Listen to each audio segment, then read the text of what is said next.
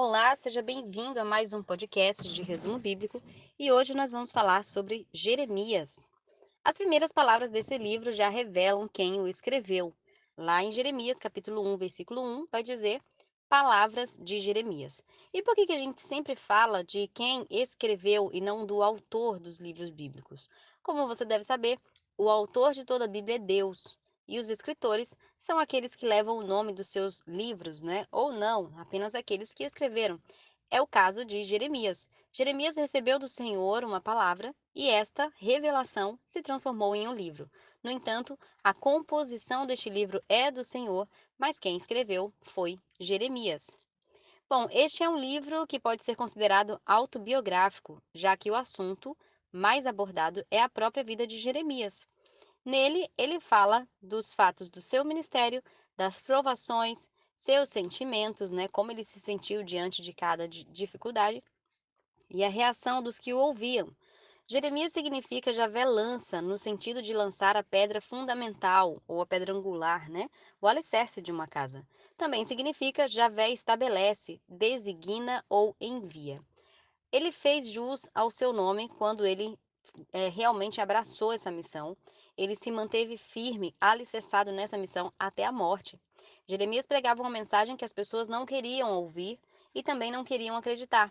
E ele foi avisado disso, né, antes de começar seu ministério, mas ele decide permanecer firme.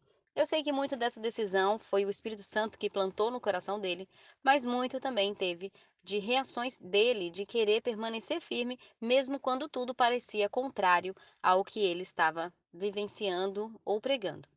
Jeremias é citado pelo menos 7 vezes no Antigo Testamento e no Novo. Jeremias serviu a Deus tanto como profeta quanto como sacerdote. Ele era filho de um sacerdote chamado Ilquias e nunca se casou. Ele teve como auxiliar um rapaz chamado Baruque.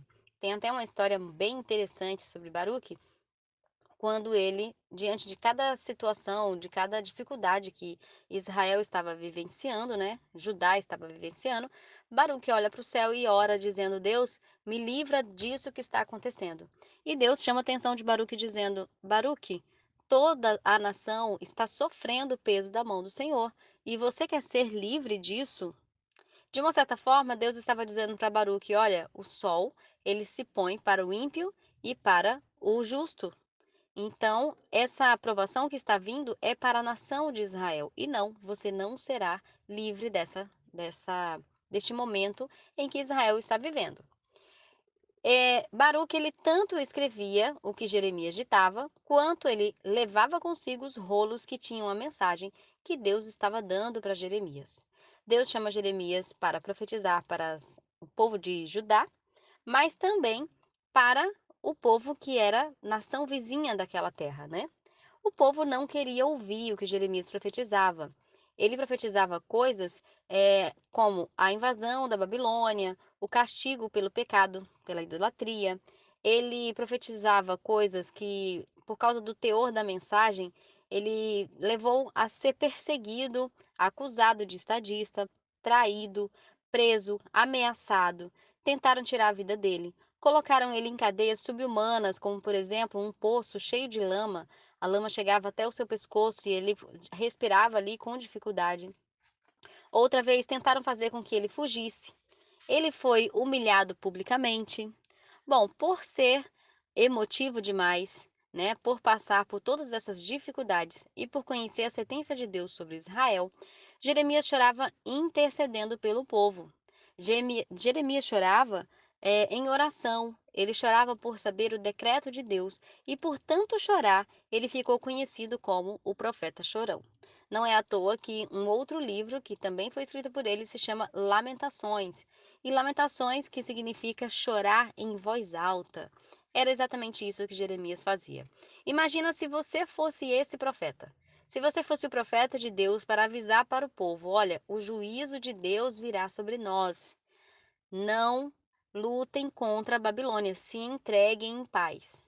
Primeiro ele tentava pregar o arrependimento, mas quando ele viu que o povo não ia se arrepender, então Jeremias começa a dar outro direcionamento, dizendo: olha, não resistam à prisão. O ministério de Jeremias, ele foi direcionado para o povo de Judá em quase toda a sua totalidade. E como eu já disse, ele também foi usado por Deus para alertar nações vizinhas que elas também deveriam se entregar sem resistência caso quisessem continuar existindo. A sentença de Deus estava derramada sobre aquela região, e não era só sobre Israel, mas também sobre outras nações. Por muitas vezes, ele convocou o povo ao arrependimento para evitar o cativeiro babilônico. Ele, de uma certa forma, ele pensava: Deus é longânimo e ele vai perdoar se o povo se arrepender de coração. Mas o povo não se arrependeu. Então, ele conclamou o povo a não resistir à prisão, a fim de evitar ser destruído totalmente. Da mesma forma que aconselhou a Israel, ele também aconselhou as pessoas que moravam próximo de Israel, porque Deus havia concedido à Babilônia a graça de conquistar todo aquele território. Não porque a Babilônia merecesse ou fosse forte ou fosse boa demais do que as outras nações, mas porque os povos andavam em pecado e em idolatria. E agora o juízo de Deus estava sendo derramado e o instrumento que ele estava usando para isso era exatamente os babilônicos. Seu ministério durou por volta de 50 anos, no entanto, foi forçado a partir para o Egito com os remanescentes de Judá.